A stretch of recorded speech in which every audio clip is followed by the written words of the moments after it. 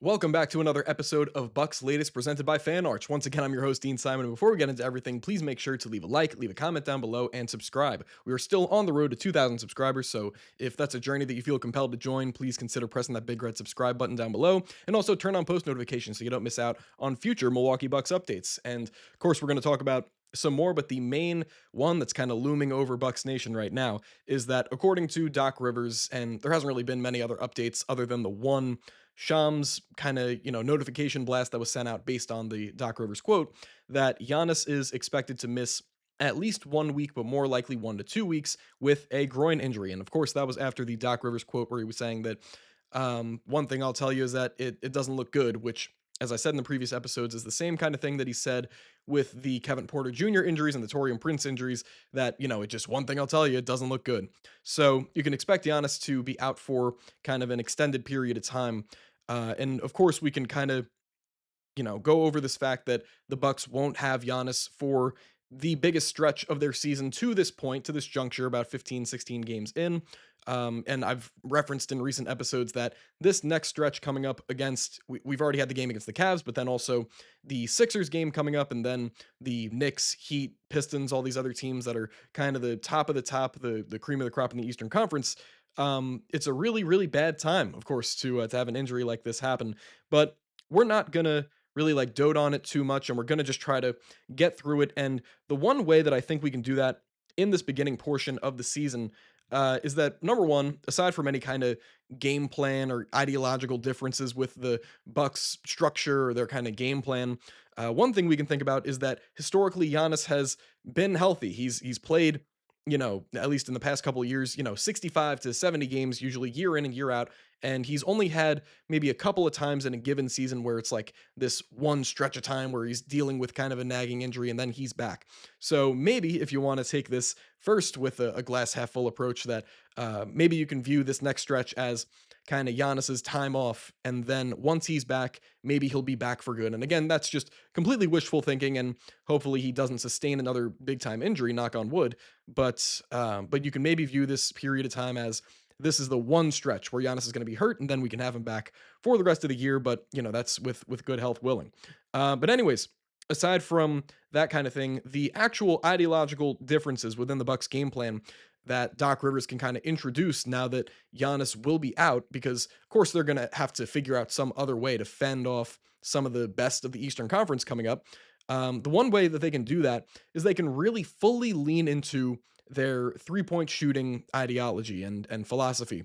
Where in the last episode I was kind of ranting and raving about how it seems as though the Bucks are kind of in between in what they want to do with regard to living and dying by the three, taking an example from the Boston Celtics and their 2024 title run, how they successfully lived and died by the three and they stuck to their game plan.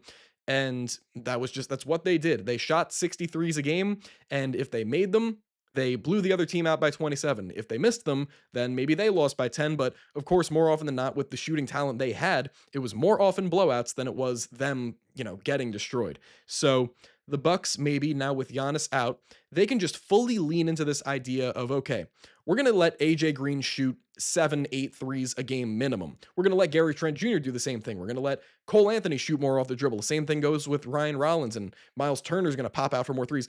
To put it simply, the Milwaukee Bucks should take this time to really gather whether or not they can sustain that kind of approach, because we've seen too many times throughout this experiment with Doc Rivers coaching this team and the amount of shooting personnel that the Bucks have, they aren't seeming to take full advantage of what they have, and completely allowing these guys free reign to just shoot whatever.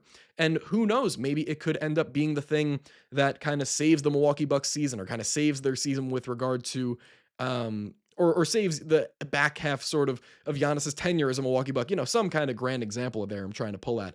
But maybe this could prove to be an amazing thing.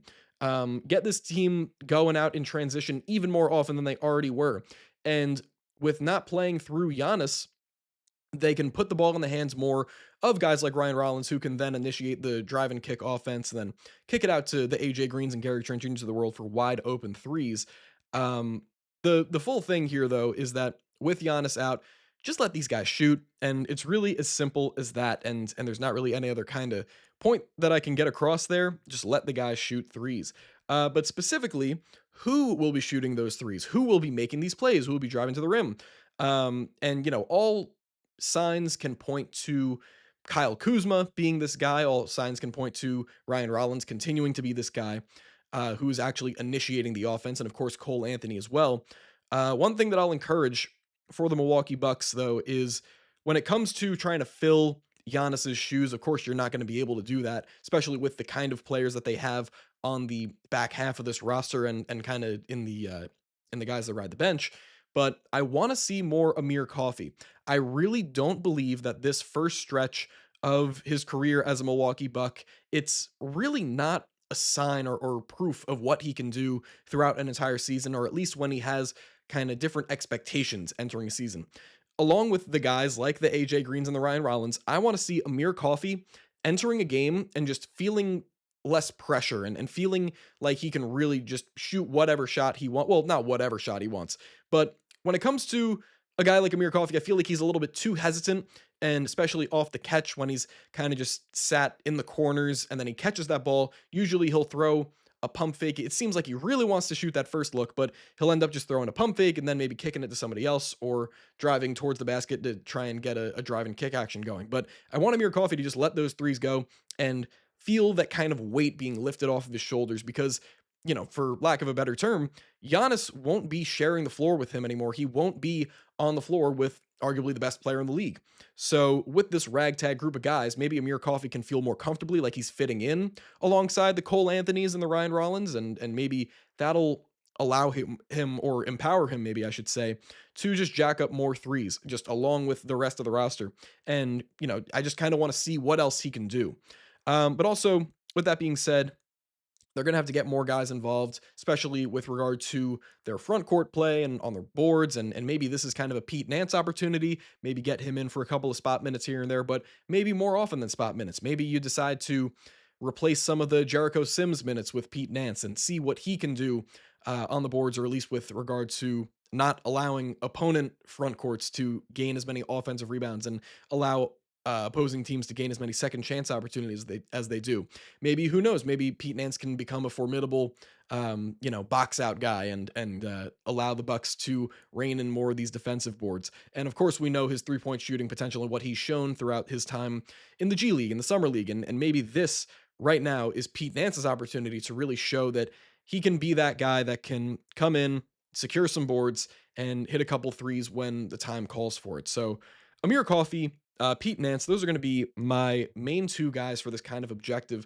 But what I really want to get into is, yes, it's about that time. We are midway through November, more than halfway through November, and it's about that time for a little bit of trade talk. And we are, of course, not really nearing the trade deadline anytime soon, or even nearing a point where the Bucks, everything is going wrong and trending in a downward spiral, and the Bucks need a season-saving trade. But one thing I wanted to maybe suggest is that I have an idea. I have just a little something that kind of revolves around one of my more favorite players in the NBA as of late, as of the past few years, maybe 2-3 years, and that is Keon Ellis of the Sacramento Kings.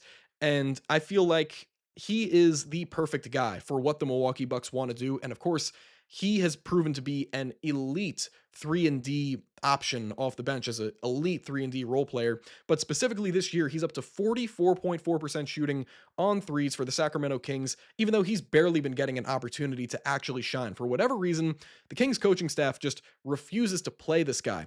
And again, just stylistically, he would be perfect as a 3-and-D guy for what the Milwaukee Bucks want to accomplish. So in my mind, I feel like since the Sacramento Kings, they are barely even trotting him out on the floor and giving him a real shot. And of course, Keon Ellis is going to be a name that sort of, it starts to heat up around trade deadline time. I feel like the Kings could look for a better package with regard to Keon Ellis, but let's say the Keon market dries up and the Bucks are the only team left. Maybe just a package of a guy like Ajax and what's the only 2026 second round pick. I think the only second round picks the Bucks have is that 2026 second rounder. So you throw Ajax, that 2026 second rounder in, maybe the Sacramento Kings are just like, okay, we're done with Keon Ellis for whatever reason, which I just cannot stress enough why a team like the Kings would give up on a guy like Keon Ellis so easily, but that's neither here nor there. He's probably going to be on the trade block at some point. Get Keon. If I can give John Horst one message, if there's anything I could tell him at all throughout this season, get Keon Ellis on the Milwaukee Bucks. There's just no way around it. He's proving to be one of the better up and coming perimeter defenders and just pure 3-point shooters in the NBA. He's scrappy, he's gritty, he's got great agility, moves his feet very well, active hands, and he's not even just a catch and shoot threat. He's been proving to be able to create a little bit more for himself and for his teammates when he's got the ball in his hands. Just overall, his stock price is going to start rising dramatically, even though it already has been. It's just going to keep going through the roof with, if he gets more opportunities with the Kings. So that right there, that's my first trade target for the Milwaukee Bucks. You could slot him in really with any rotation. He's been given some more combo guard duties with the Sacramento Kings as of late. Maybe not this season, but in previous years. Last year, for the entirety of the season, I think he either played maybe 80 games or 82 games fully for the Kings in 24-25, and he shot 42 or 43% from three. And this year, he just seems to keep upping his game and kind of, outdoing himself with regard to efficiency and perimeter defense. So with that being said, get Keon Ellis on the Milwaukee Bucks, and I think that's where I will cut it off today. So thank you guys very much for tuning into yet another episode of Bucks Latest presented by Fan Arch. Once again, I've been your host, Dean Simon, and before you go, leave that like, leave that comment down below, and subscribe. Also, turn on post notifications so you don't miss out on future Bucks updates. All right, I will see you guys in the next one.